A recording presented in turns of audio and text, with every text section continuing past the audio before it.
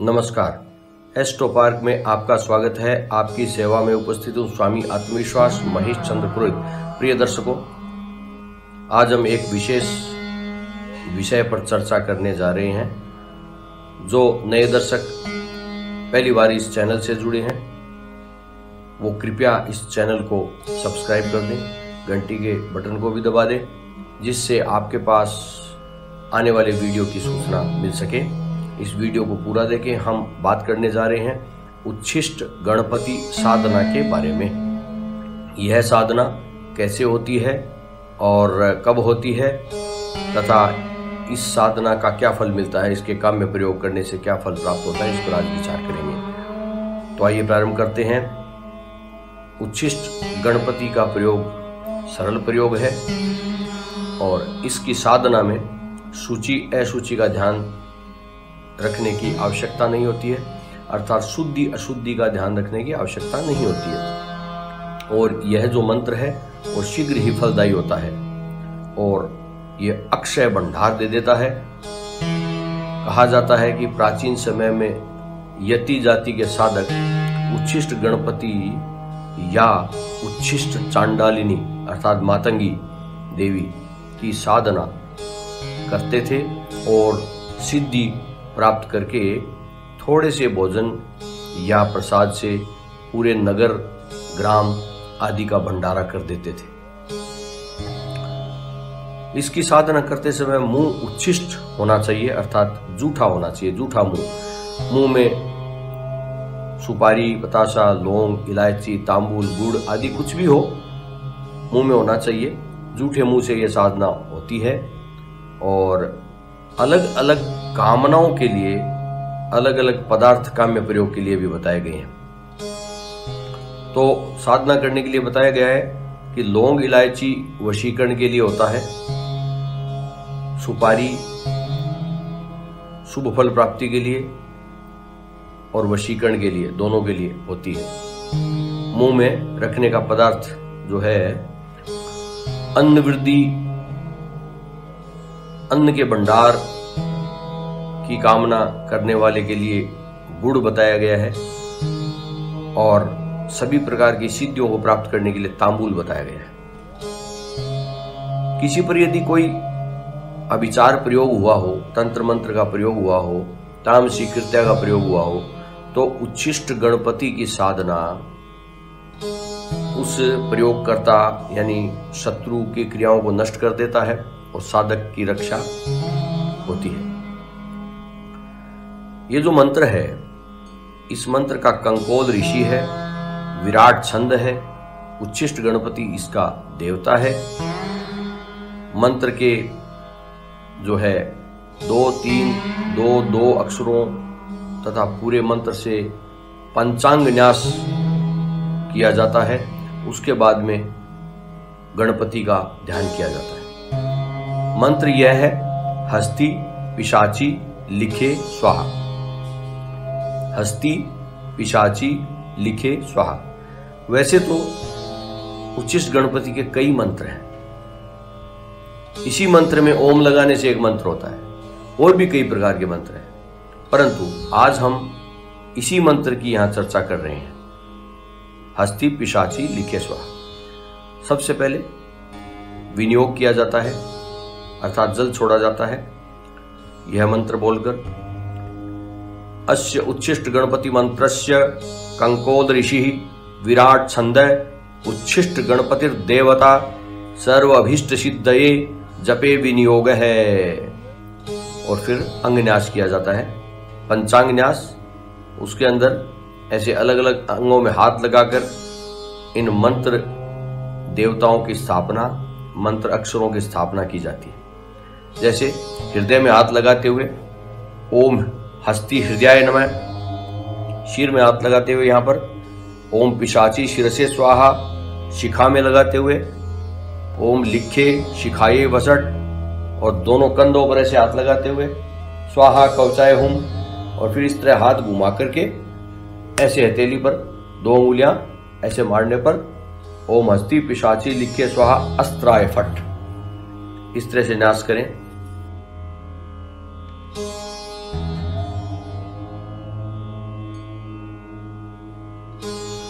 अब ध्यान करेंगे। ओम चतुर्भुजं रक्ततनुं त्रिनेत्रं पाशांकुशो मोदक पात्र दंतो करेर्ददानं सरसीरुहस्थं उन्मत्त उच्छिष्ट गणेश मीढे।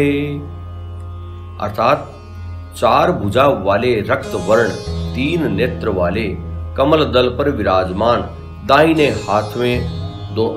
हाथों में सभी हाथों में अंकुश एवं मोदक पात्र तथा बाएं हाथों में पाश एवं दंत धारण किए हुए उन्मत्त भगवान उच्छिष्ट गणपति का मैं ध्यान करता हूं। इस प्रकार से ध्यान करेंगे।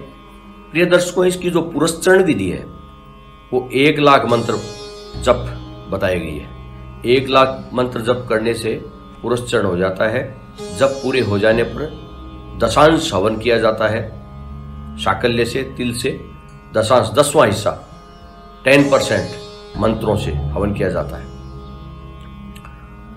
तो जैसे बताया गया है उस प्रकार से पीठ पर उच्छिष्ट गणपति का पूजन करें और सर्वप्रथम अंगों का पूजन करें और दिशाओं के अंदर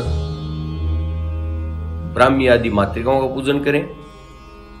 ब्राह्मी, माहेश्वरी, कौमारी, वैष्णवी, वाराही, इंद्राणी, चामुंडा और लक्ष्मी, ये 8 मातृकाएं, उनका पूजन 8 दिशाओं में हो जाएगा। 10 दिशाओं में रक्षा के लिए पूजन करना है। पहले गणपति के नामों से पूजन, तो नाम है वक्रतुंड, एकदंष्ट, लंबोदर, विकट, धूम्रवर्ण, विघ्न, गजानन, विनायक, गणपति और हस्तिदंत। इस प्रकार से पूजन करें। फिर जो है इन्हीं 10 दिशाओं में रक्षा के लिए इंद्र आदि 10 दिक्पालों का पूजन करें और फिर इंद्र आदि 10 दिक्पालों के जो आयुध होते हैं, जिनके हाथ में जो हथियार होते हैं, उनका पूजन करें। और इस प्रकार से पूजन वगैरह हो जाने के बाद 1 लाख मंत्र जपने के बाद और ये दशांश हवन, उसका दशांश तर्पण, उसका दशांश मार्जन, उसका दशांश ब्राह्मण भोजन, ये करवाने के बाद मंत्र सिद्ध हो जाता है। तो फिर काम्य प्रयोग किए जा सकते हैं। काम्य प्रयोग अर्थात जिस कामना के लिए कोई प्रयोग करना है उसको काम्य प्रयोग कहते हैं। ध्यान करने के बाद पीठ और पीठ स्थित देवताओं का पूजन और मूल मंत्र से देवता की मूर्ति की कल्पना करके ध्यान, आह्वान, पुष्पांजलि आदि समस्त कार्य करें और अंग पूजन करें। फिर जो है मातृकाओं का पूजन जो 8 दिशाओं में, इसको आवरण बोलते हैं। ये जो यंत्र होता है उस यंत्र के आवरण देवताओं का पूजन जो होता है। चारों तरफ जो देवी देवता विराजमान होते हैं जितने भी यंत्र में, तो वो आवरण देवता होते हैं। तो इस प्रकार से प्रथम आवरण के अंदर ओम ब्रह्मे नमः, ओम माहेश्वर्यै नमः, ओम कौमार्यै नमः, ओम वैष्णव्यै नमः, ओम वाराह्यै नमः, ओम इंद्राण्यै नमः, ओम चामुंडायै नमः, ओम महालक्ष्म्यै नमः। इस प्रकार से पूजन कर ले। 10 दिशाओं में जैसे बताया गया था, इन नाम मंत्रों से पूजन करें। ओम वक्रतुंडाय नमः, ओम एकदंष्ट्राय नमः, ओम लंबोदराय नमः, ओम विकटाय नमः, ओम धूम्रवर्णाय नमः, ओम विघ्नाय नमः, ओम गजाननाय नमः, ओम विनायकाय नमः, ओम गणपतये नमः, ओम हस्तिदंताय नमः। उसके बाहर जो है 10 दिशाओं में इंद्र आदि 10 दिक्पालों का पूजन कर लें और फिर उनके आयुधों का पूजन कर लें, जैसे अभी बताया था वैसे। उसके बाद में बाकी धूप दीप आदि पूजन पूर्ण कर लें, आरती कर लें और मूल मंत्र का जाप कर लें। 1 लाख मंत्र जब हो जाए तो 10,000 आहुतियां दें शाकल्य से, तिलों से, और 1000 मंत्रों से तर्पण करें, दूध मिश्रित जल से तर्पण करें और 100 मंत्रों से मार्जन करें और अर्थात जल से मार्जन करें और उसका 10वां हिस्सा 10 ब्राह्मणों को मोदक, खीर आदि से भोजन कराएं, तो मंत्र सिद्ध हो जाता है। और उसके बाद में काम्य प्रयोग जैसे बताया गया था वैसे होता है। अब काम्य प्रयोग कैसे होता है, क्या है? लाल चंदन या सफेद आक, लाल चंदन हो या फिर सफेद आक हो।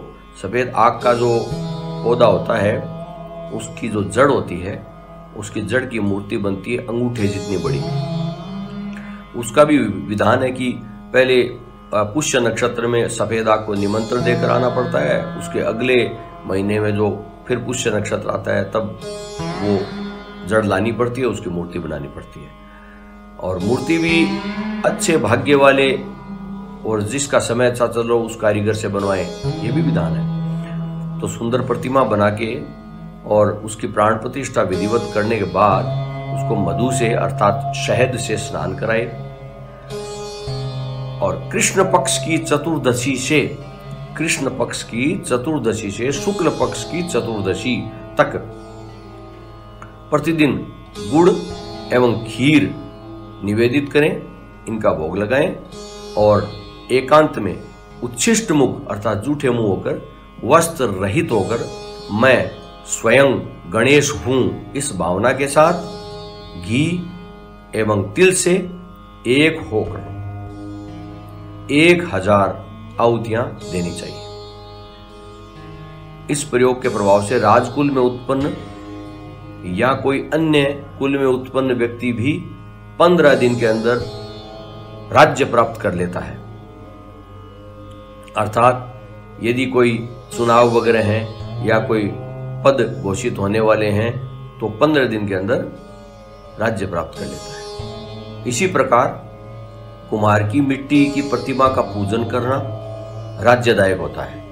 बोम्बी की मिट्टी से बनी प्रतिमा का पूजन करने से मनोवांछित लाभ प्राप्त होता है। गुड़ की प्रतिमा का पूजन करने से सौभाग्य प्राप्त होता है तथा लवण अर्थात नमक की प्रतिमा का पूजन करने से शत्रुओं की बाधा हटती है। नीम की प्रतिमा का पूजन करने से शत्रुओं का नाश होता है। घी, शहद एवं शक्कर को लाजा में मिलाकर, लाजा अर्थात जो चावल होते हैं भुने हुए चावल की खील, उसमें घी, शक्कर और शहद को मिलाकर हवन करने से समस्त जगत वश में हो जाता है। उच्छिष्ट मुख से शैया में सोते हुए जूठे मुंह शैया में अर्थात बेड पर सोते हुए जप करने से शत्रुओं को वश में किया जाता है। राई के पुष्पों में सरसों का तेल मिलाकर हवन करने से शत्रुओं का विद्वेषण होता है। विद्वेषण कहते हैं शत्रुओं में फूट पड़ना, उनमें लड़ाई होना। द्यूत अर्थात जुआ वगैरह ये जो होते हैं, वाद विवाद वगैरह होते हैं, लड़ाई आदि, इसमें लाभ मिलता है, जीत होती है।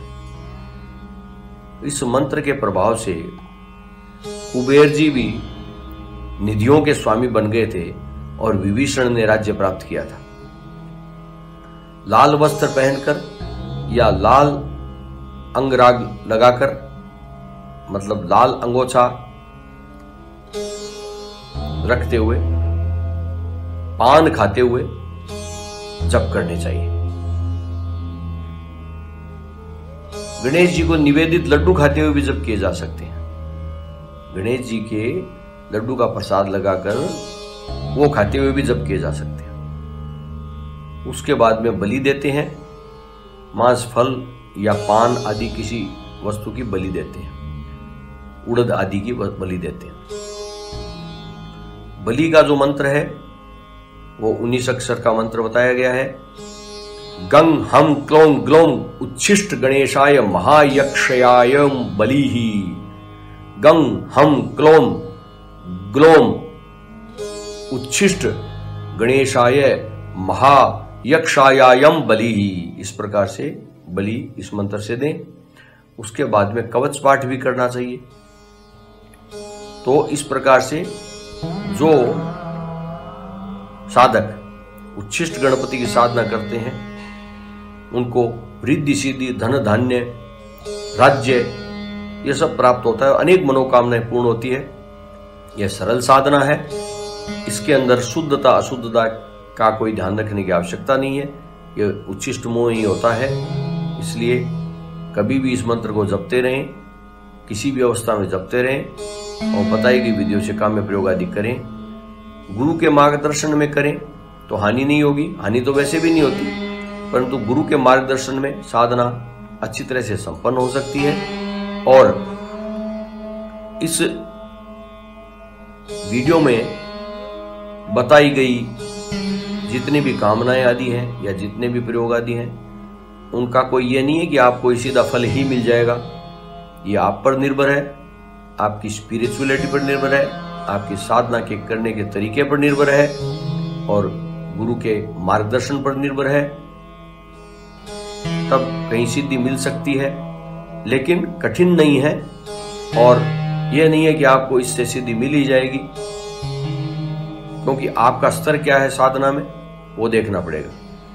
फिर भी आप यदि सात्विकता का जीवन जीते हैं, आप साधना करते रहते हैं या आपकी खूब जिज्ञासा है इसमें, तो आप स्वयं साधना कर सकते हैं। विधिवत फल देना ईश्वर के अधीन है। प्रिय दर्शकों, आपको ये वीडियो कैसा लगा? प्रिय दर्शकों, आप कमेंट अवश्य करें, वीडियो को लाइक कर दें, जिससे आगे भविष्य के अंदर जो है मुझे पता चल सके कि मुझे किस प्रकार के वीडियो देने चाहिए और मैं आपसे कनेक्ट रह सकूं। आज इतना ही। नमस्कार।